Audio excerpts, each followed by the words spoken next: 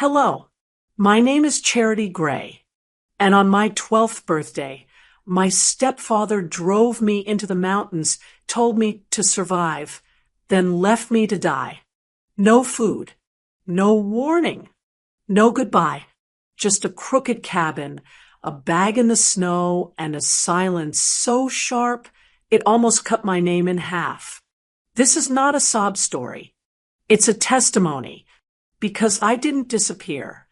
I was erased. And this is what happened next. The sky was the color of wet concrete, and the wipers beat a steady pulse against the windshield. I sat in the truck, small enough that my knees barely reached the edge of the seat. The smell of gasoline and cigarettes wrapped around me. Darius didn't speak. He just stared straight ahead, as if the road owed him silence. Every time the wheel turned, his knuckles whitened. I held my breath, afraid that even the sound of it would remind him I still existed. The mountains swallowed the road, and the air grew colder. Pine trees blurred by like soldiers keeping secrets. I glanced at him, hoping he'd say something ordinary, ask if I was cold, maybe turn on the heat, but he didn't. His face was carved in stone. The ring on his finger caught the last bit of sunlight. My mother's ring. He slowed near a clearing. I thought he'd missed the turn toward town, but then the truck stopped completely. The engine idled, coughing like it didn't want to stay alive. He stepped out, boots crunching in the snow. Darius? My voice came out smaller than I meant. He didn't answer. He opened the back, pulled out my little canvas bag, and dropped it beside the truck. Then he lit a cigarette. The flame reflected in his eyes, sharp, tired, something darker. Survive if you can, he said. I blinked, waiting for the smirk, the telltale laugh. What game is this? No game. He flicked the match into the snow, got back in, and slammed the door. The tires spun, spraying mud and ice. For a moment, I thought he'd stop again, but the truck rolled away, steady, determined. The taillights disappeared between the pines like dying stars. I ran after him. My boots slipped, my lungs burned. Wait, you forgot me. The wind threw my voice back in my face. I stumbled, caught myself, kept running until my legs trembled. My birthday ribbon, pink, frayed at the ends, flew from my wrist and landed in the tire rut. If I could just touch the truck, if I could remind him I was his daughter, he would stop. But I fell, knees sinking into the slush. The sound of the engine faded. All that was left was the hiss of the wind and the taste of metal on my tongue. I waited. Maybe he'd turn around, realize what he'd done. Minutes passed. Nothing. The cold crept up my sleeves. My breath came out in bursts of fog. He didn't forget me. I whispered. He erased me. The silence pressed so hard it felt alive. The smell of gasoline lingered, faint and mocking. My fingers ached as I dragged my bag toward the crooked cabin that stood at the edge of the clearing. The roof sagged like a tired spine. One shutter hung loose, banging softly. Inside, dust floated through slanted light. The door moaned shut behind me, sealing in the chill. I dropped the bag and looked around. A rusted stove leaned against the wall. A table sat crooked, initials carved deep into its surface. MG, my mother's handwriting. I was sure of it.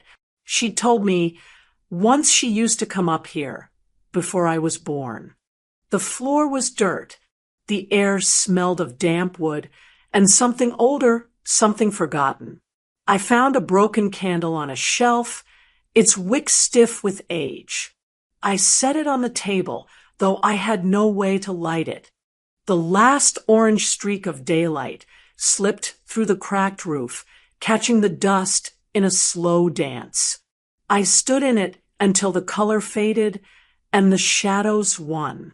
My hands shook, but not from cold anymore, from the weight of understanding. This wasn't a test. It wasn't punishment. It was exile.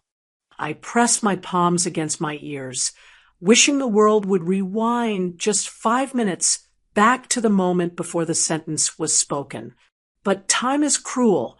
It only moves one way. "I'll make this place listen," I said quietly. The sound of my own voice startled me.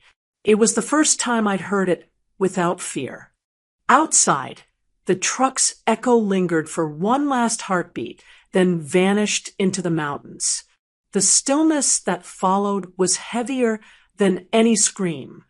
The birthday candle never lit. Only the silence did. The air inside the cabin thickened as the last trace of daylight vanished. My breath turned white in the dark, floating for a second before breaking apart. The sound of the truck was gone now, leaving only the ticking of cooling metal outside. I stood there, clutching the strap of my bag until the fabric bit into my palm. The silence had weight. It pressed on my chest until I thought I might suffocate. When I finally moved, the floor crackled under my boots. Dirt, bits of glass, and pine needles crunched together. The cold seeped up through the soles of my shoes. I found a small tin box in my bag, the one my mother had given me years ago, bandages, 3 matches, a dull pocket knife. I struck the first match. It fizzed and died. The second broke in half. I closed my eyes, feeling stupid for thinking I could control anything. If he lied, then maybe the danger was the truth, I muttered. The sound of my own voice felt foreign, like hearing a stranger speak through me. I sank near the fireplace. It was little more than a hollow mouth lined with ash. I brushed at the soot, hoping to find coal, but the place was dead cold. My fingers numbed fast. I wrapped myself in a thin blanket that smelled faintly of mildew.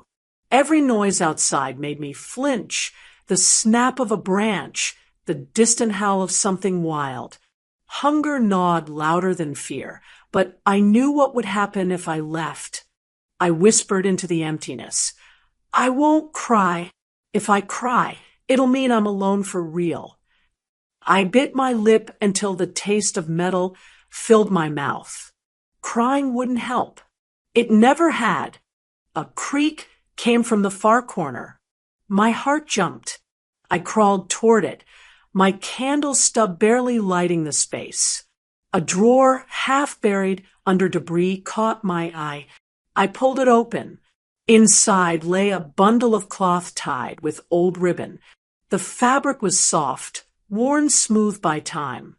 When I untied it, a small notebook slipped into my lap. The handwriting across the cover made my throat tighten, my mother's slanted script, familiar even after years. For you, if you ever need to remember who you are. The first page carried her words. If you're reading this, you survived the first lie.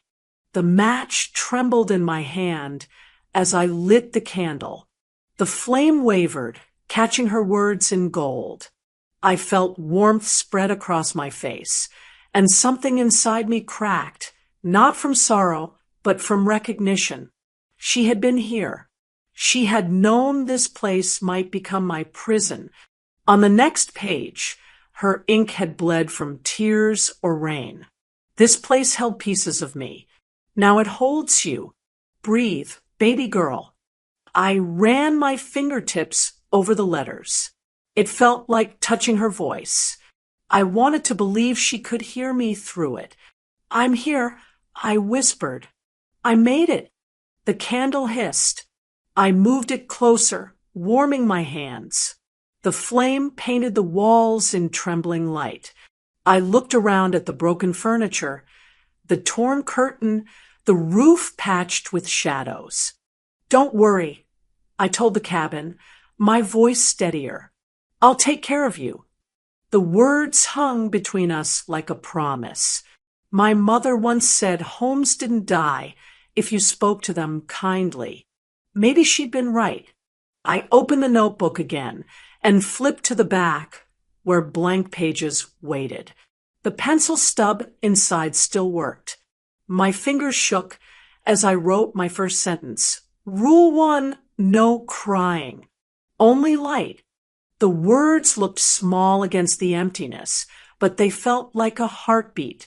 I drew a tiny flame next to them, then closed the book. I leaned back against the wall and stared at the candle until the world softened.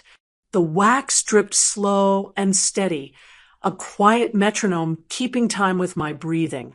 Outside, the wind dragged its long fingers across the roof, but it didn't scare me anymore. I thought of Darius's face, the way he wouldn't look at me when he said the words, "Survive if you can." He'd meant it as an ending. Maybe I could turn it into a beginning. I wasn't brave yet, just too tired to be afraid. The cold wrapped around me, but I held the candle close. Light reflected in the broken window. One flame multiplied into a dozen. For the first time that day, I felt less like a ghost. Tears blur the way home. I whispered, watching the wick burn lower. Light remembers it. I didn't know then, but that single flame would outlast everything. Morning light found its way through the cracks in the cabin roof, the same light that had kept me alive through the winter. It didn't feel like comfort anymore.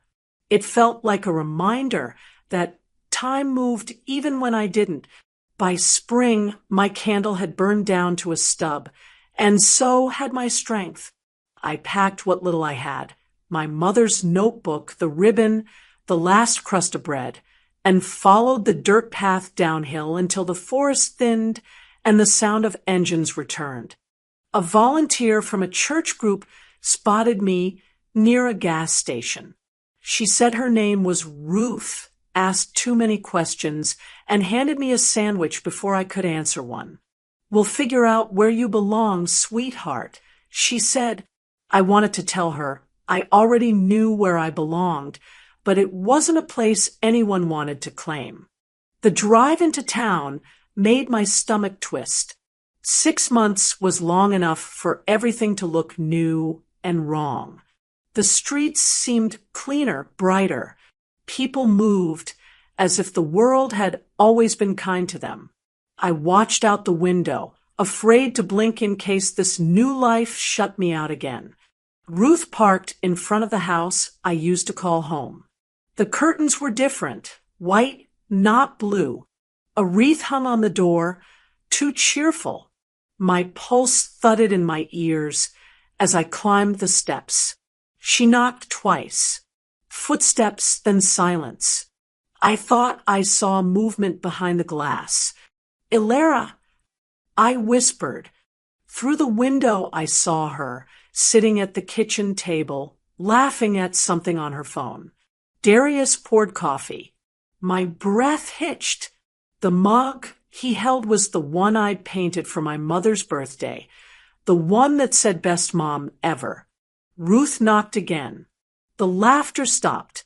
Darius turned, met my eyes for a heartbeat, then looked away as if I were a salesman. The curtain fell shut. The door never opened. Ruth frowned. "Maybe they're out. We'll try again later." "They're not out," I said. My voice surprised me with how flat it sounded. "They're just done." She tried to smile.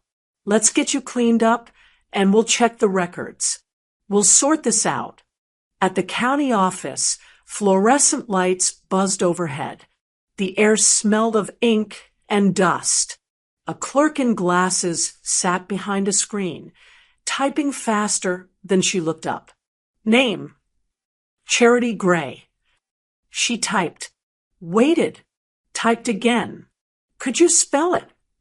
I did. She frowned. There's no record. That can't be right. Ruth leaned over the counter. She's 13. She lived here before. The clerk clicked through another file. No birth certificate, no school enrollment, no medical file. Nothing. She looked at me with polite confusion. Are you sure you were born in Arizona? I stared at the blinking cursor on her screen. I was born right here. I said, you can check under Keller. My stepfather's name. She hesitated, typed it in. There's a Darius Keller and a daughter, Ilera, but no Charity. Something inside me dropped, a slow collapse of air. He erased me. I whispered before I knew I'd said it. Ruth placed a hand on my shoulder. Honey, maybe there's been a clerical. No, I interrupted. He did this on purpose. The clerk slid a paper across the counter, a faded copy of my birth certificate. Across it, in thick red ink, someone had written void. My mother's signature had been scratched out. Below, a new line read, Father of record, Darius Keller, revocation approved. It took one pen stroke, one lie. I remembered his voice the night before my mother died. Ilera is my real daughter. You're just part of your mother's echo. I hadn't understood then. Now I did. Ruth was talking, but I couldn't hear her. The sound in my head was rushing water, the kind that takes everything with it. I folded the paper carefully, like a flag, and slid it into my pocket. The clerk's eyes softened. I'm sorry, she said. People always said that when they didn't know what else to do. Outside, Ruth tried again. We'll fix this. There are forms. There are ways. Forms won't make me real again, I said. She reached for my arm, but I pulled back. You can't fix this. We stood on the courthouse steps, the afternoon sun turning everything too bright to look at. Ruth sighed. You remind me of my daughter. She ran off once, came back when she was ready. I didn't run away, I said. I was thrown away. She didn't follow when I walked toward the street. By the time I reached the edge of town, my hands were shaking. I passed the schoolyard where Ilera and I used to play. New paint, new swings. No memory of us. I wanted to scream her name, but the wind carried it off before it reached the fence. At a bus stop, an old man read the newspaper. I caught a glimpse of the headline. Keller family expands business. Local hero gives back. My stomach turned. Even his lies got printed. I found a bench behind the library and sat until dusk. I opened my mother's notebook, the one thing he couldn't void. The pages fluttered in the breeze. I added new words beneath my last entry. Rule 2, if they take your name, build another. For a moment, I thought of walking back to Ruth's car, letting her drive me somewhere safe. But safety was another word for silence. I folded the paper tighter in my fist and started walking. Looking back now, I should have seen it coming, the way he practiced forgetting me long before he drove away. But that day, I believed I could still make him see me if I just kept breathing. You can kill a name on paper, but I'll carve it into the world. The wind that night carried dust instead of snow. It scratched my throat as I walked the empty streets past shuttered shops and a bus stop whose schedule had faded from the glass. My legs moved on their own, but my thoughts stayed behind somewhere between that courthouse and the mountain. I didn't know what I was looking for. Maybe a face that wouldn't turn away. I found a narrow alley behind a bookstore. its back door plastered with torn posters. I crawled into a dry corner beside stacked boxes and flattened cardboard. The smell of old paper and damp wood was almost comforting. I curled up, clutching the folded scrap of my voided birth certificate. It was the only proof I'd ever existed. 2 nights passed that way. I didn't speak, didn't even hum to myself. When people walk by and don't see you, you start to question whether sound still belongs to you. I wondered if a name dies when no one says it aloud. That morning, footsteps stopped near me. I froze, expecting the sharp voice of a store owner. Instead, a woman's hand slid a cup of steaming tea across the ground. "You don't owe me a story," she said, her voice rough but kind. "Just drink before it cools." I stared at the cup, too shocked to move. She didn't demand to know who I was or why I was there. She didn't call me honey like Ruth had, or kid like the men outside the gas station. She just turned away, her limp barely noticeable as she walked toward the street. The tea smelled of mint. I drank it slowly, warmth spreading through my chest like something I hadn't earned. When I looked up again, she was gone. The next day, she came back with a sandwich and left it on the same spot. "If you plan to keep hiding, at least eat," she said without looking at me. Her gray hair was pulled into a loose braid, and her clothes were clean but old, layers of flannel and denim patched at the elbows. "Why are you helping me?" I asked. She shrugged. "You remind me of someone I wasn't there for." Her name was Marla Devine. She used to work at the public library before her hands started shaking too much to handle the books. "Funny thing," she said, "words saved me, and then they let me go." That evening, she motioned for me to follow. I almost didn't, but her pace was slow, patient, the kind of walk that said she wouldn't look back even if I changed my mind. We reached an old bookstore whose sign had lost half its letters. Inside, the air smelled of dust and sunlight. Shelves leaned like tired men, and in the back stood a couch buried under blankets. "Welcome to the Devine Reading Room," she said, chuckling at her own joke. "It's got a roof that leaks and books that don't complain." I slept there that night. For the first time in months, I slept without clutching my bag. The next morning, Marla showed me a shelf labeled letters that never arrived. She'd been collecting lost mail for years, things the post office abandoned when addresses changed or people disappeared. "Some of these are older than you," she said. "I like to think they still matter." One envelope stood out, Charity Gray, care of Devine St. My name, my full name. The handwriting was my mother's. My hands trembled as I reached for it. Marla saw my face and nodded. "Looks like one finally found the right address." The paper was yellowed but unbroken. I sat on the floor as I opened it, the words swimming through my tears before I could read them. "If you ever find this, it means the world kept turning without me. I didn't leave. I ran out of time. Keep breathing, baby girl. You are not what he says you are." Her handwriting curved the same way it did in her notebook. For a moment I could smell her perfume, lavender and rain. My chest ached, but not from grief this time. From something deeper, something like being found. Marla handed me a small lamp. "Read it again under real light. The words deserve that." I did.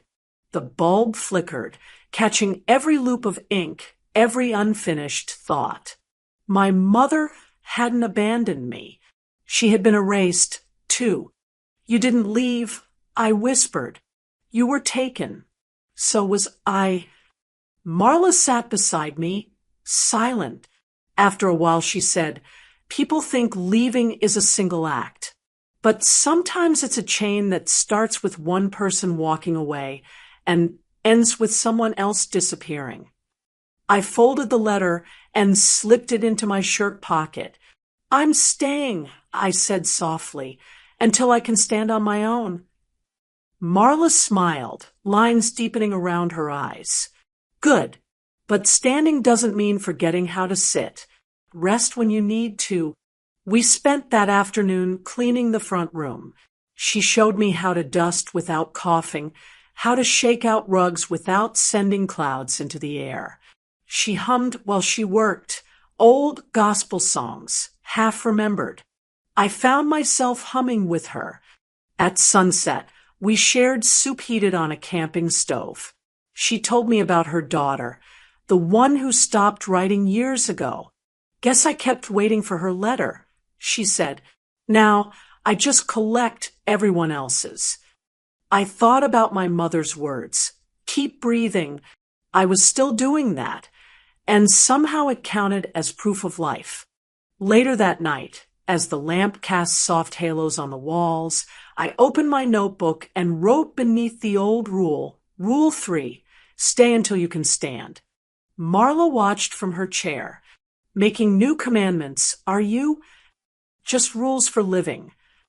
"Well," she said, stretching her stiff legs, "that's how we start over, one small rule at a time." The bookstore grew quiet except for the creak of wood settling. Outside, the city hummed, but inside, time finally felt like it belonged to me again. Looking back now, I realized that wasn't a rescue. It was an agreement. Two forgotten women promising each other we'd keep going. We would both stay alive together. 11 years slipped by faster than I thought possible. The bookstore turned into a second skin, safe, familiar, almost sacred, but time has a way of nudging you out of hiding. By 24, I'd learned how to run a business, how to speak calmly even when my pulse begged me to scream. Marla used to say, "Quiet doesn't mean weak, sweetheart. Sometimes it's how thunder waits." I carried that with me everywhere. When an invitation arrived for a conference called Women Who Rise, I thought of her words again. The glossy card shimmered gold, promising stories of courage and self-made success. I almost threw it away until I saw the keynote speaker's name, Illara Keller, my sister, my ghost of a mirror. I went anyway. I sat in the back row of the community center, my name tag flipped backward. The air smelled of perfume and projection screens. Laughter rolled through the crowd. Easy, practiced. Then Illara stepped on stage. She was taller now, polished, her smile rehearsed. The backdrop behind her glowed, with a logo I recognized instantly. Same looping letters, same stroke of ink I'd sketched years ago on a napkin. The moderator announced, "Illara Keller, founder of Rise and Renew, inspiring women everywhere to rewrite their stories." The audience clapped. My jaw clenched so tight it hurt. I stared at the design until the lines blurred. After her talk, I wandered to the lobby display, a framed, quote, hung above scented candles and glossy journals. Truth doesn't need microphones. My handwriting, my phrase. A staffer beamed at me. "Isn't it powerful?" Illara said she wrote it at 16. So mature for her age. I nodded, unable to speak. That line had been born on a paper towel while Marla boiled soup when she told me, "Truth doesn't shout. Honey, it shows up." I had written it down so I wouldn't forget. Now it was printed on merchandise. They didn't just steal what I made. They sold it back to me, wrapped in ribbon. I slipped past the curtains to the backstage hallway. Security was thin. Success always assumes safety. Behind a decorative frame labeled legacy pieces, I saw something worse. A single sheet of paper, yellowed, fragile, mounted under glass. My mother's handwriting.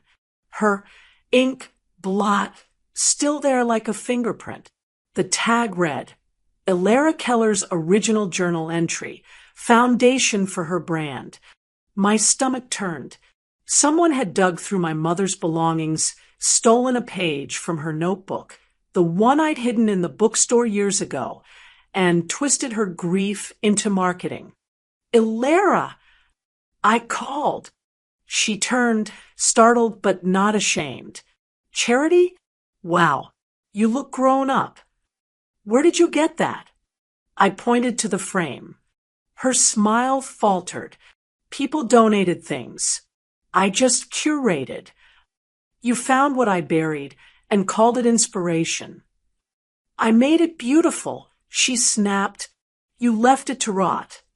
There it was, the same tone Darius used when he told me to survive. The tone that pretends cruelty is favor. I took out my phone. You might want to sit down, I said, pulling up an old video file. My hand didn't shake. This is dated 2011, time-stamped, signed, witnessed. That page was in my possession. Your lawyer will know what plagiarism means. She crossed her arms, eyes darting. You're being dramatic. We're family. No, I said, we're evidence. Her face drained of color. I walked out before she could answer. As I reached the lobby, the announcer's voice echoed through the speakers. Next up, Elara Keller. I kept moving, down the corridor, through the glass doors, into the cool spring air. My hands still trembled, not from fear, but from relief. Outside, a woman from the press ran up, waving her phone. You're Charity Gray, right? The artist who worked with Elara in high school. I didn't deny it. I just said, ask her where she found her truth. That night, I posted 2 pictures side by side, one of my mother's page in its frame and one of my notebook with the same line dated years before Rise and Renew existed. No caption, just the images. By morning, the internet had done what families never could. It compared, questioned, demanded. The comments poured in. Who really wrote this? Stealing pain isn't empowerment. News outlets picked it up before noon. Elara released a statement calling it a misunderstanding between sisters.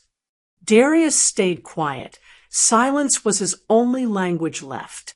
I didn't respond. I didn't have to. Truth had its own microphone now. Marla called that evening. So, she said, voice crackling over the line, the thunder finally spoke. Guess it did. You okay? I am, I said, surprising myself. I didn't raise my voice. I raised the truth. Looking back, that was the day I understood what it meant to reclaim something, not by fighting for it, but by refusing to let it be stolen quietly. The story they tried to erase now had its own headline. When the email came from the local NPR affiliate, I almost didn't open it. I thought it was a press request for Elara again, another outlet trying to patch over the scandal with a sisterly misunderstanding segment. But this one was addressed to me directly. It said, we don't want your brand. We want your story. That was new. 2 days later, I walked into the station's modest brick building wearing jeans and a blazer I hadn't ironed right. The producer offered me tea, then showed me to a booth that smelled faintly of coffee and old wires. The host, a woman named Jean, smiled from across the console. No makeup, no flash. Just eyes that said she'd waited years to ask the right kind of questions. She hit record. Charity, welcome. I'll start where we all begin. What would you say to the person who left you? I didn't flinch. Nothing, I said. I already did what he asked. I survived. The room went still. Even Jean didn't blink. Looking back, I didn't realize how deeply those words would echo. But when the segment aired 2 days later, the world, my world, shifted again. The quote clipped, reshared, retyped. Someone put it in white letters over a photo of a mountain cabin and tagged it, "Survive if you can." Then others joined in. Women shared their stories in short, aching paragraphs. Men admitted the silent pain of abandonment. One teenager wrote, "She didn't scream. That's what hit me. It wasn't noise. It was resonance." And then came the knock. It was a Friday morning, and Marla was making oatmeal while muttering about how raisins never belonged in breakfast. When the knock came, she paused, spoon midair. I opened the door. 2 men in city uniforms stood there, one tall and weary, the other holding a clipboard like it was a sword. "We're here regarding property 1433, Devine Street," the second man said. Marla's posture didn't change. "You've got the wrong place." "No, ma'am. This structure is not zoned for residents. There's a pending redevelopment plan. We're giving notice for review." "She's lived here for over a decade," I said, stepping between them. "That makes it more than a building. That makes it a home." "Legally, that's not." "Then change the law," I said, my voice low and precise. "Or get ready to meet me in court." The man blinked. "Are you her attorney?" "I'm her name on the deed." They left with more questions than answers. I shut the door with calm I didn't fully feel. Later that afternoon, I signed the final documents. Partial ownership of my company. Enough to legally purchase the bookstore outright. The bank manager blinked when he saw the zeros, but I didn't. That money had come from people who once silenced me. It was fitting to spend it protecting someone who never had. I renamed it that night. The new sign arrived a week later. The Devine Foundation for the Unforgotten. Marla saw it and covered her mouth. "You didn't have to name it after me." I smiled. "You're the reason I remember what staying means." She tried to speak, but tears cut her off. I just hugged her. No words required. News of the purchase hit local press first, then regional, then national. Not because it was flashy, but because it was real. One outlet ran the headline, "Truth has an address now." Another, "From forgotten to founder, the woman who bought her shelter." Meanwhile, Ilara's content continued to dwindle. Her PR campaign fizzled in comparison. Glossy reels couldn't compete with grit that bled through every word I said. A journalist asked me, "How does it feel to outshine your sister?" I answered, "I didn't outshine her. I just stopped hiding." That was the truth. I hadn't raised my voice to compete. I just told it with enough clarity that it stopped needing to shout. Looking back now, I see how silence can be strategic, but silence built on survival becomes something stronger than sound. I used to beg to be seen. Now I choose who gets to see me. The quiet after fame is different from the quiet of isolation. Fame hums even when no one is speaking. Every morning my phone buzzed with interviews, partnership requests, podcast offers, all polite ways of asking me to relive the same wound on camera. I just learned how to breathe in peace when the noise returned, wearing new shoes. It started with a headline, "Runaway Reclaimed, Father's Decade-Long Search for Lost Girl Ends in Silence." It was on the front page of a national news site. accompanied by a photo of Darius and Lara smiling in front of a mountain lodge. The caption under it read, "Family forgiveness at last." My stomach twisted. He hadn't searched. He'd erased me. But there he was, eyes glistening, telling the world she was troubled. We tried everything. Lara shared the article with a heart emoji and the words, "Sometimes we love them from afar." I stared at the screen until the letters blurred. They were rewriting me again, as if I were some ghost wandering into their charity narrative. The internet fed on it, comments flooding in, "Poor man. She must have been unstable." Others defended me, but their voices drowned in the noise. They're trying to rewrite me while I'm still breathing. I murmured to no one. By noon, I was tagged in every version of the article. Reporters called. Former classmates texted. One asked if the mental breakdown story was true. I turned my phone face down and sat on the edge of my desk, staring at the wall. The old ache behind my ribs returned. The same one that started the day he told me to survive if I could.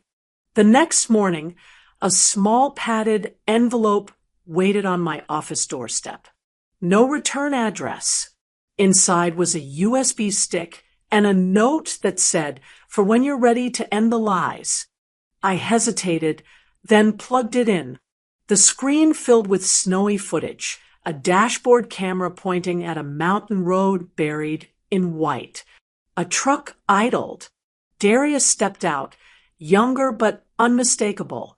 He walked around to the passenger side, opened the door, and tossed a small canvas bag into the snow. My bag. Then he climbed back in, reversed, and drove away. The camera stayed fixed, recording the empty clearing, the bag shrinking as the truck disappeared into fog. Then a voice off screen, older, tired. I was told to keep quiet. I've kept quiet long enough. I knew that voice.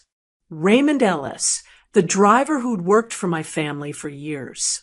He'd been there that day. I closed my eyes, letting the sound wash over me like cold water. Every lie in that article cracked open in my chest. He hadn't just abandoned me.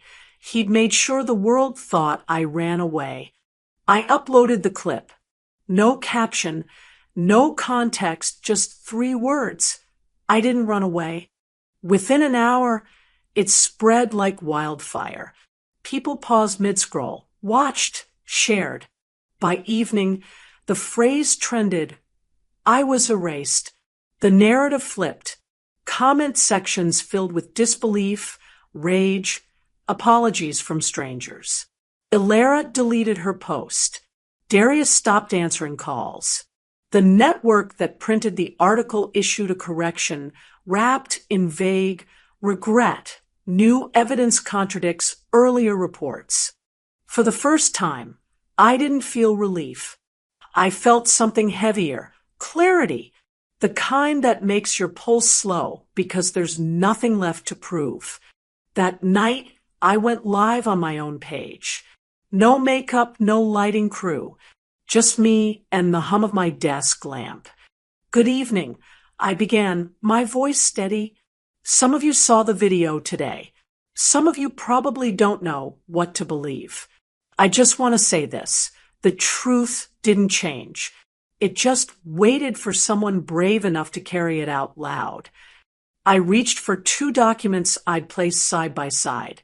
My voided birth certificate, still smudged from my 13-year-old fingers, and my current business registration under the Devine Foundation. This is what being erased looks like, I said, lifting the first page. And this is what rebuilding looks like. I held up the second. The comments flooded in, hearts, tears, words like finally and justice. But the only face I thought of was my mother's, the way she would have smiled without saying I told you so. After the live stream ended, I sat there in the dim room, The night outside felt too big, but not hostile, just listening. When you silence someone long enough, their voice doesn't vanish. It returns in thunder. The morning of the launch felt too quiet, the kind of quiet that comes after a storm, but before the aftershocks. My team buzzed around the event space, checking lights, cueing music, confirming name tags. The room was stunning. Soft amber lights draped the ceiling, tables lined with linen and hand-folded notes that read, "No one is forgotten here." I stood center stage hours before the guests arrived, staring at the empty chairs. I had never spoken to an audience like this. Philanthropists, reporters, board members, survivors. The invitation list had grown beyond what I'd imagined. People I once thought unreachable had replied with simple affirmations. "We'll be there. We believe in this." I should have been proud. I should have been steady. But my hands were ice. Because when you spend years teaching yourself how not to need an apology, a part of you still wonders if the apology might come anyway. That's where it all started. I didn't know what was waiting for me next. The event began as planned. Speeches, tears, applause. When my name was called and I stepped into the spotlight, I took a slow breath, grounding myself. I scanned the room, rows of kind eyes, nodding heads, people who wanted to listen. I opened my mouth, and the doors creaked open behind me. I turned. The crowd followed my gaze. He entered slowly. Darius. No entourage. No cameras. Just him in a dark coat and older face. His shoulders curved inward like he was carrying more than shame. Gasps rippled through the room. I didn't move. I barely breathed. He walked down the center aisle with deliberate, shuffling steps. When he reached the front, he didn't speak. He knelt, right there, in front of me. I heard someone in the back whisper, "Is that her father?" He looked up at me, eyes glistening.